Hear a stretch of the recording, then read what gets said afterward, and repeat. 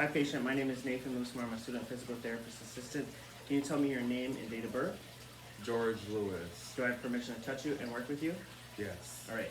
My birthday is December 14th, 1993. Okay. So you had a right CVA stroke. So you are, you have paralysis here and here on your left arm and your right leg. And so your left upper extremity demonstrates plasticity. Left lower extremity demonstrates partial active range of motion against gravity. No active range of motion of left ankle.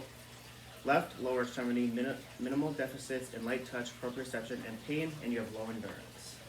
Yes. So to help with transfers, the first three exercises that I chose are approximation of the shoulder, elbow, and wrist hand joints in a seated position to help bring joint surfaces together in weight bearing to trigger stabilizing muscles. Rhythmic initiation of rocking forward, supplying the patient with passive range of motion, active assistive range of motion, active range of motion, and resistance to initiate, teach, coordinate movements for increasing range of motion and movement.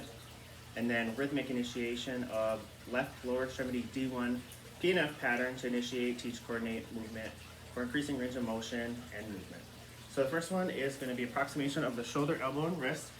So with your hand here, you're just going to leave it on the side here. We're going to keep this here. We're just going to apply some approximation.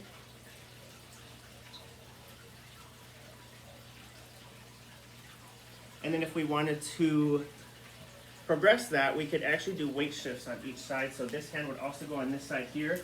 And keep in mind we would have the camera be our mirror, and you would lean over to this side all the way, 1, 2, 3, and then to this side, 1, 2, 3, and then back to this side, 1, 2, 3, and that progression would just be weight shifts to help add to the weight bearing ability of the extremity. The second would be rhythmic initiation, rocking forward. So I would teach you how to rock forward. So your hands are just going to be here. I'll move you, you don't move. So this is passive range of motion, and now you help me going forward and back. And then you do it on your own, coming forward to touch my hand, and then back here to touch my hand.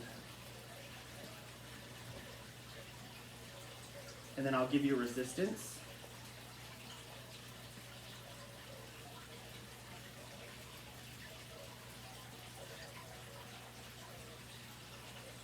And then if we wanted to progress that, we could actually do a combination of isotonics for him rocking forward in the seated position.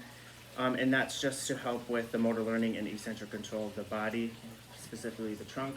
So here, you're going to lean forward into my resistance. Make sure your legs are flat. And then I'm going to push against you, but you're going to slowly go back. And then forward. And I'm going to push you again, but you're going to give resistance, but go slow. There you go, slow, then back. There you go. And then our third one would be rhythmic initiation in left lower extremity D1 PNF pattern. So this is to initiate, teach, and coordinate movement for increasing range of motion and the movement. So that movement is actually like this. You're going to bring your foot up like this, almost like you're kicking a soccer ball. But I'm going to do it first, so it's passive range of motion, and then down, and then up, and then you help me,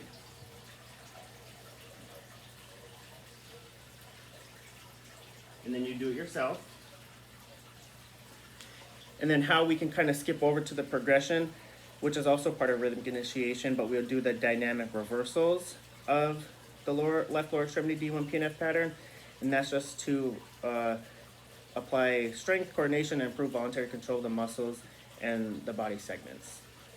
So now, you're going to start here. You're going to lift up as I give resistance, okay? Same thing you were just doing. Go up. There you go. And then back down. So you have to go against my resistance. And then down.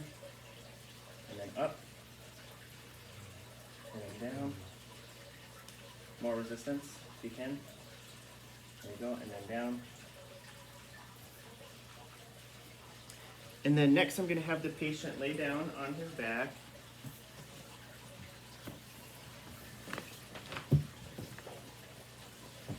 So next the patient has a shoulder issue, which we have to keep in mind that the patient has a sublux shoulder as well, 2 finger width. And so the left hand is here. And so what we're gonna do is I chose to do stabilizing reversals, the hold, don't let me move you, while the patient is in supine, and this just helps with reciprocal control without significant range of motion to improve voluntary control by holding body segments against external force. So the arm is gonna be about 90-degree flexed here. And then just gonna move this over a little bit. And then our therapy dog. And then hold, don't let me move you.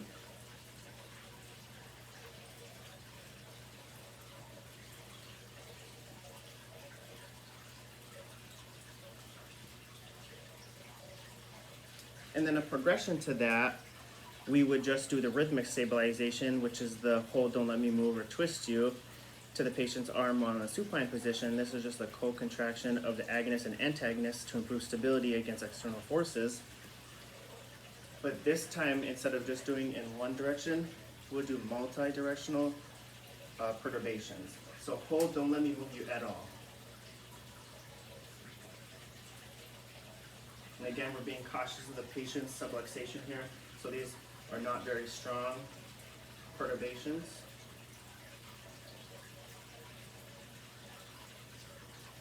And then relax. And then you can go ahead and sit back up.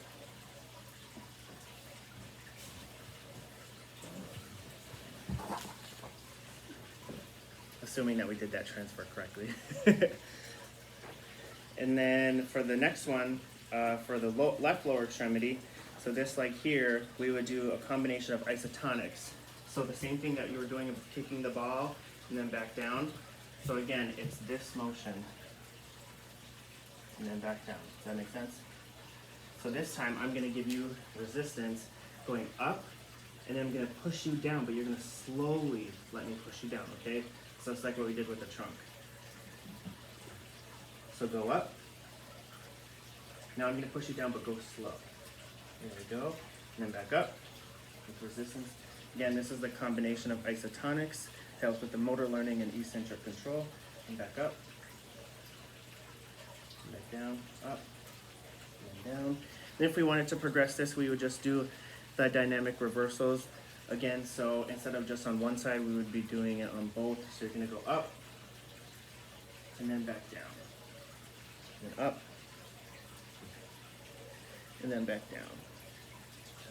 And back up, and then back down.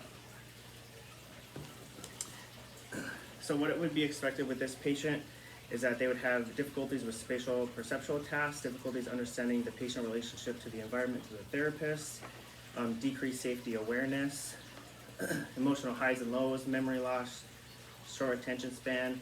The left side neglect could occur. With this patient, it was minimal.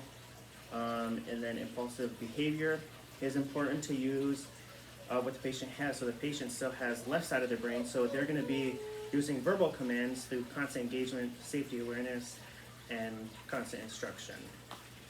And then their functional outcome is very likely with the help of a great therapist and willingness of the patient to accept encouragement and putting in the effort. Do you have any questions, patient? No.